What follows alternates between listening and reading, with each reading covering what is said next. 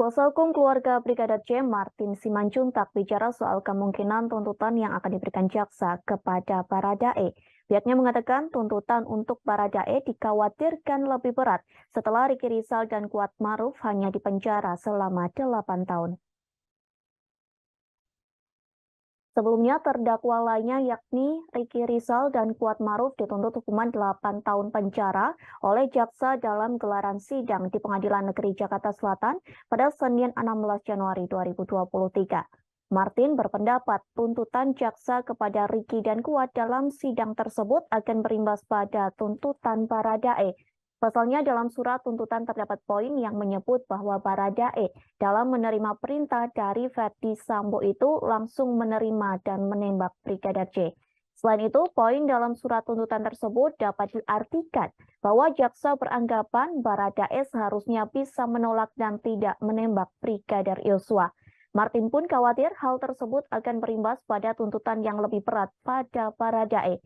Martin mengaku kini ia hanya bisa mendoakan yang terbaik terkait tuntutan pada Baradae nantinya. Doa tersebut dipanjatkan lantaran Baradae telah bersedia menjadi justice kolaborator. Tak hanya itu, Martin menilai Baradae telah mempertanggungjawabkan apa yang ia sampaikan kepada keluarga Brigadir J. Diberitakan sebelumnya, Lembaga Perlindungan Saksi dan Korban atau LPSK berharap JPU meringankan tuntutan terhadap Baradae.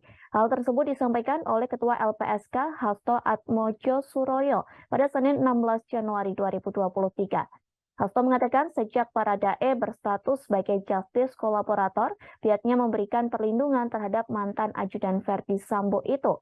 Menurutnya, permintaan perlakuan khusus terhadap Baradae pun diamini oleh aparat penegak hukum. Hasto menuturkan pihaknya berharap perlakuan khusus terhadap Baradae juga termasuk dalam tuntutan nantinya. Lebih lanjut, ia juga menyebut pihaknya sudah berkoordinasi dengan kejaksaan dan pengadilan terkait reward untuk Baradae.